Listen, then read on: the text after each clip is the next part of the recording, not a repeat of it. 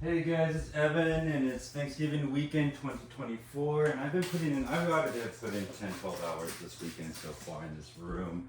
What I'm doing actually is pretty exciting. I'm doing my big substrate changeover for the winter. And so in the summers I tend to be a little more Spartan, and in the warm season I tend to be a little bit more Spartan with my care because or not with my care, but with my substrates and whatnot, I tend to be a little bit more paper and simple coconut chunks.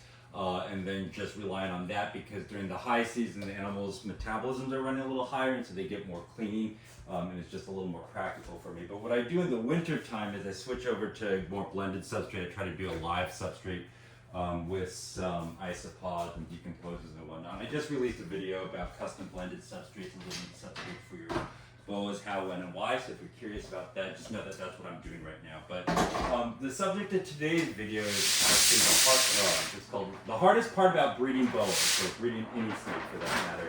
And I'm going to talk about the challenges to breeding them, the hardest part, and why that is, and what you can do to maybe help yourself out. And so I'm just going to lay it out there for you. The hardest part about breeding any snake is written under paper. This is the hardest part about breeding any snake is having mature animals. And that is just the most difficult part for most people in terms of breeding animals because you cannot fight development. It's a necessary ingredient and it takes time. So, but it's more than that. I guess I should just say that in the context of I just bought a pair of snakes and I want to breed them, and also in the context of creating something like this, the hardest part is having mature animals and getting to that point of having good animals because it requires a lot to get there. And so this is just kind of an expansion into my one of my biggest points about animals is that people say, are true red-tailed boas hard to keep or hard to care for? And they are. They are a more fragile animal. But one of the bigger points I make is that a hamster is hard to care for because the hardest part about having an animal is just the ongoing sustaining care, keeping a high quality level of care so that the animal is keeping healthy and growing. And the primary thing to do that is to basically make sure that you have the interest, so you have to have some intrinsic motivation to be keeping these animals and being attentive to them. Because if you're just putting in the minimum, you will not have as much success as if you put in the minimum. I'm just going to tell you that.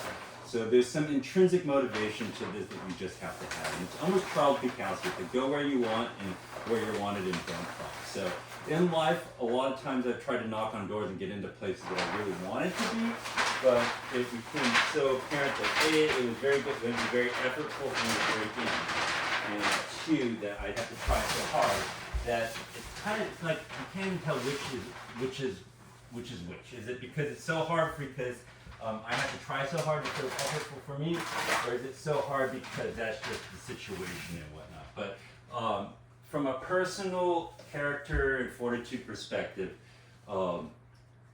if keeping your animals doesn't feel easy to you, it's probably a sign that you should maybe rethink a little bit of what you're doing. And I don't mean that in a really negative way, and I don't mean that to say that you have to know everything right off. But the truth of the matter is, for certain people, breeding and keeping reptiles just comes more naturally to them than others.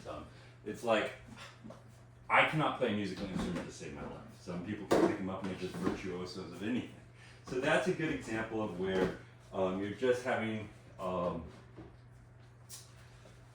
it should be something that just comes a little bit naturally easy to you, but part of that is having the natural ability to keep it. And the other thing that'll make something come easily to you is not getting in over your head and understanding the compounding nature of care when you're starting a collection of animals or when you're starting with a pair of snakes. And that is really to say that between buying your baby snakes and breeding snakes, there's probably a span of time of 3 to 5, 6, 7 years maybe before you have those. And they just need a lot of personal fortitude to carry over through those times. And if you don't have that, and you don't understand that that's just, there's so much that can happen in between babies and breedings, you're probably going to have challenges with your boa breeding. So like Jeff Roney just released a video about getting your foundation.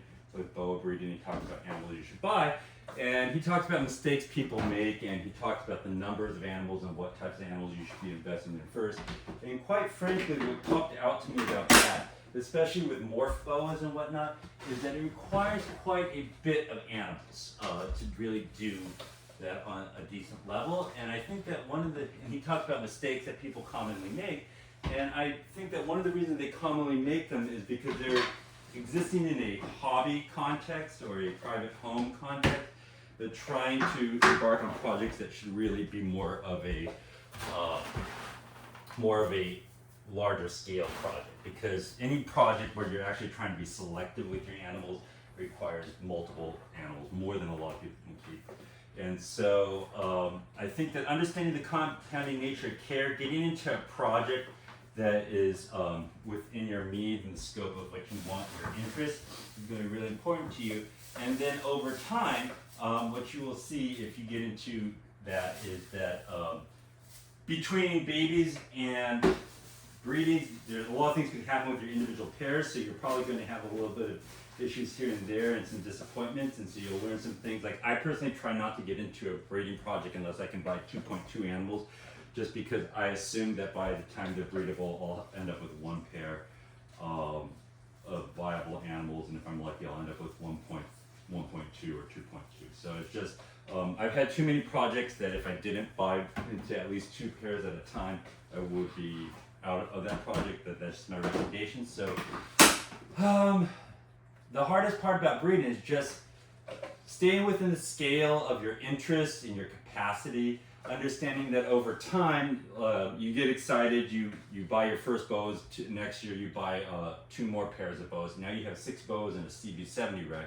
In the next 4 or 5 years, that 6 bows is going to turn into a stack like this, and then you're going to have your babies, and you're going to have holdbacks, and it's going to grow. So being able to sustain yourself through the periods of time where you don't have really exciting things, where you're just in here and grinding like this. One of the reasons that I shot this video so candidly is because I wanted to show you what it's kind of like just on the day-to-day. I put in 12 hours this Thanksgiving weekend, and I've still got another 6 or 8 to go because it's one of my big changeover weekends for the year.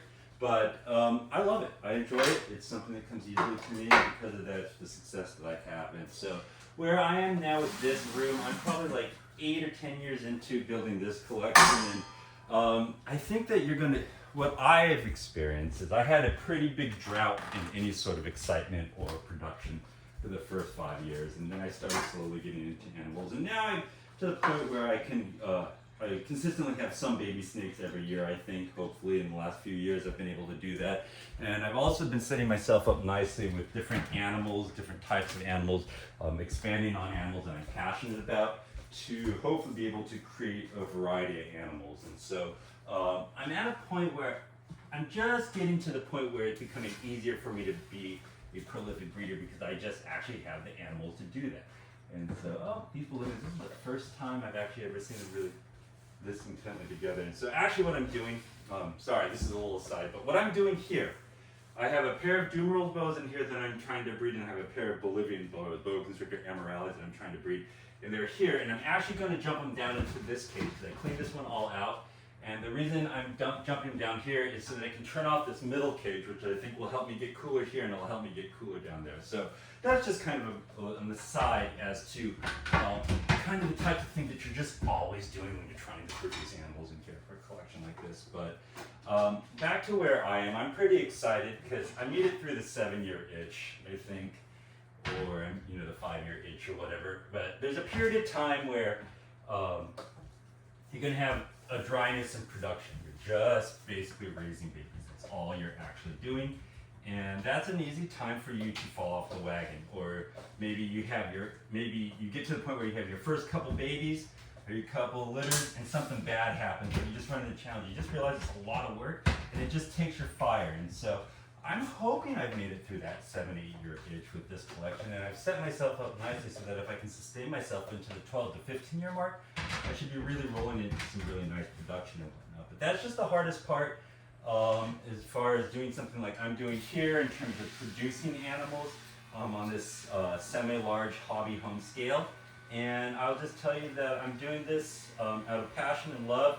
I don't actually make money doing this. cost me money pretty much every year. There's been a couple years where I've covered my costs, but then I just reinvested it. But the idea that you're going to be in here and producing animals in the first year or producing animals every year before you put some significant effort into building up your stock and your adult stock, it's just probably not true.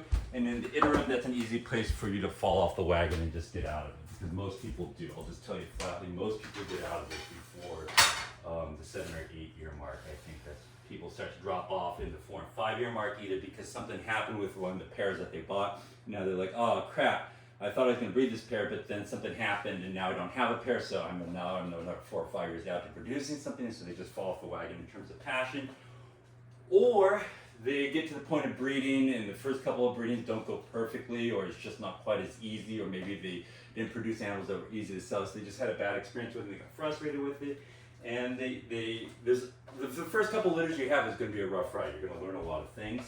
And so I think that all those things can be an issue that makes it hard. But the hardest part is really just keeping your animals and maintaining them and staying on top of them until you have mature animals and producing them every year. So that's kind of just what I would tell you. This is my male and females right here.